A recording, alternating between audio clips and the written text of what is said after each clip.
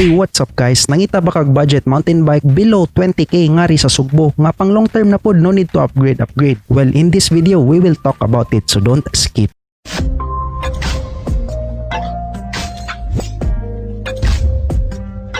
Hey, what's up guys? Kung bago mo sa channel, ako day si Dan. Tighimo kog mga videos regarding mountain bikes, road bikes, or any bicycles basta so diri sa tong scope sa Cebu City. And kung malipay na ka magbike, well, this channel is for you. Make sure nga nakaklik ka sa subscribe button and the bell button para certified kasikad na sad ka. So what are you waiting for? Smash that subscribe button. And mga kasikad, before ko mag-start kay not sa tay disclaimer. First is that I'm not a seller. Second, kay wala ko affiliation so any bike shops nga ri sa Cebu or any brand of bicycles nga ri sa Philippines. Third is that kamo ni pangitani nga mga models kay mora ni kong na-research sa internet or sa Facebook pages nila. Next, kay SRP ra ni, so maybe mo change ang prices, maybe it will be higher or lower. And let's start. First, sa atuang listahan mga kasikad is Kespor Predator with a price of 18,500.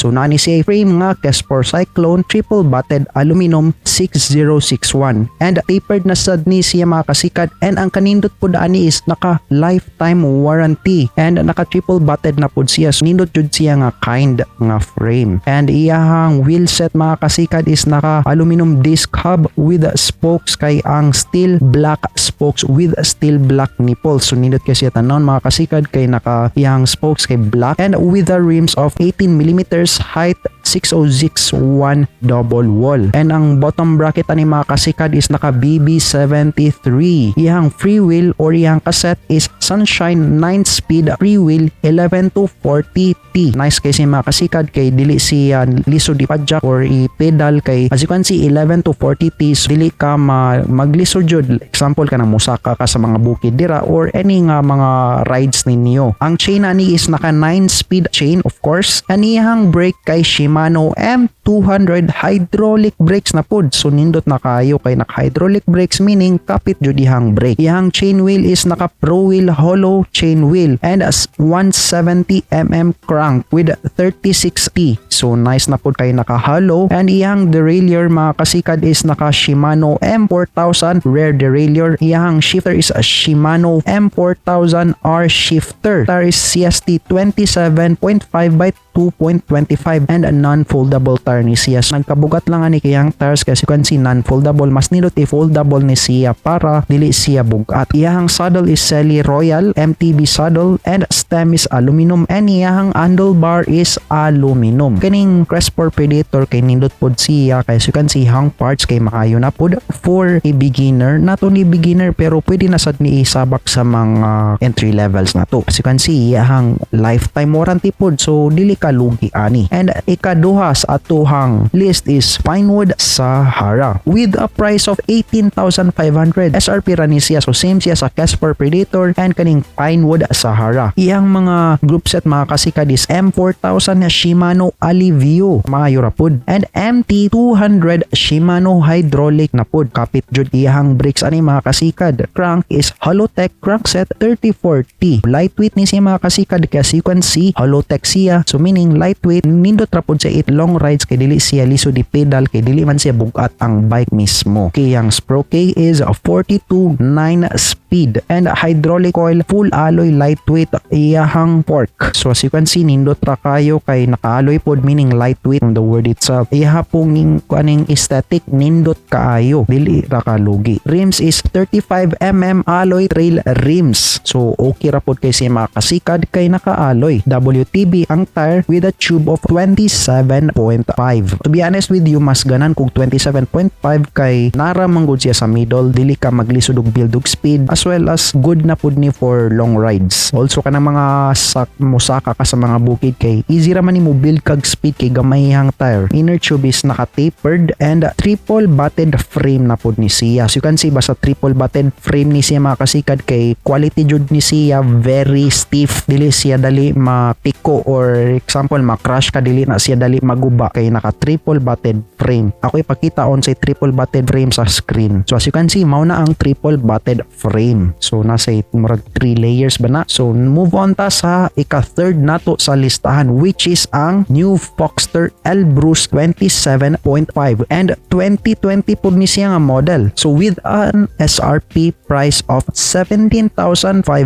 As you can see mga kasika, diyahang aesthetic is really good. As you can see in the picture, ang paint job pod kay maayo kaayo. Actually, Voxter Elbrus kay ganan pod ko aning paint job nila, somewhat same sila sa kaning mga Sunpid products, no? Kay as you can see, nindot pod kay paint jobs kaning mga Sunpid products. So specs na ta mga kasikad, frame is alloy inner cabling and 27.5, and iyahang fork is Voxter with lockout alloy and black stanchion si mga kasikad. Iyang aesthetic jud kay nindot kaayo kay naka black stanchion, lockout pa jud ang alloy, and naka Voxter pod nga paint job. So good. And iyang brakes mga kasikad is naka Shimano non-series disc. RD is Shimano Diore 10 speed. So wow, kaning Shimano Diore kinakoy tani review ani, so link on the description below, and sa comment ako ra ipin ang akong comment link aning Shimano Diore 10 speed. So ngano maayo ning group set sa MTB,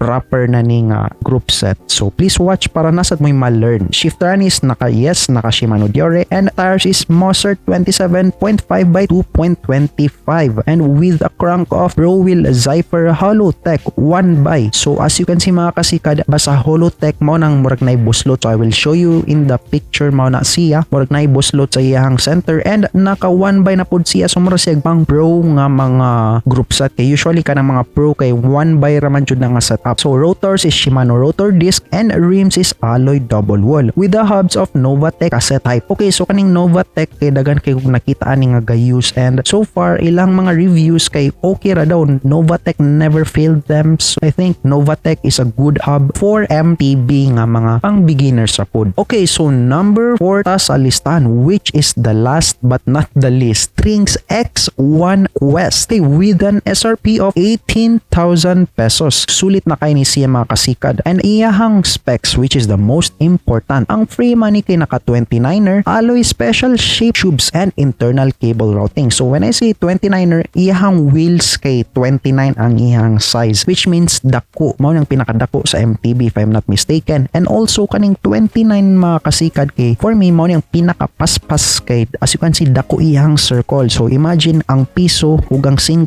imo i-roll asa may mas dako iyahang coverage. So ang mas dako nga wheels. Although at first kay lisod i-build ang speed, pero basta naka-build na kag speed, paspas na kay ka aning 29er nga size nga wheels. So move on na ta sa fork niya is Trinx float air suspension with a remote lockout. Nindot na kay si mga kasikad, naka-air ang iyang fork, meaning lightweight kay siya, kay hangin ra may sudan ang iyang fork, dili coil type, which is very good when it comes to reducing weight. Kay naka-air, as you can see, remote lockout niyan after 18,000 pesos. It's really win-win jud ning bike. Okay, so brakes na ta is a Shimano hydraulic brakes, of course. Dili sad bagay if naka mechanical disc brakes ni siya. So nindot kayo mga kasikad kay naka hydraulic brakes, meaning very kapit iyahang pag-brake. And iyahang crank is Pro Wheel Flint, as you can see in the picture, and iyahang front derailleur and iyahang rear derailleur is Shimano Altus. So okay rad sad ning Shimano Altus. Cassette is Taiwan 9 speed with a tires of CST 29er Jackrabbit, and handlebar is alloy, and iyang rims kay Trinx double wall. Okay, so unsa ko ika-recommend aning mga bikes? Actually akong ika-recommend aning mga bike is ang Trinx X1 Quest. First of all, kay iyang fork group set really good, iyang paint job really very satisfying kay sa mata. Iyang fork mismo ang murag magpa-bring out sa tanan nga mga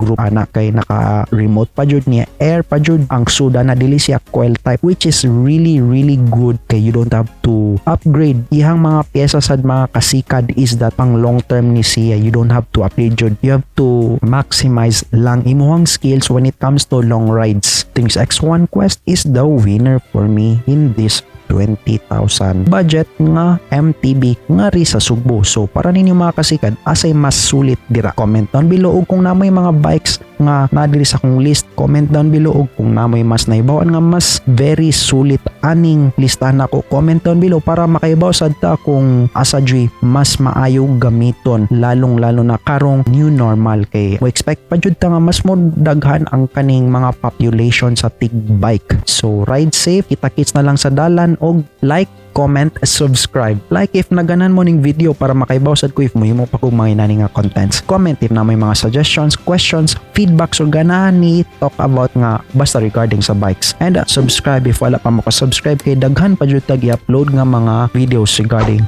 bikes nga ri sa Sugbo og dili lang sa Sugbo, sa Pilipinas jud. And share pod para makatabang na sad ta sa mga nangita og mga bikes nga inanilang budget. And again, this is Dan, your kasikad bisdak. See you in the next video.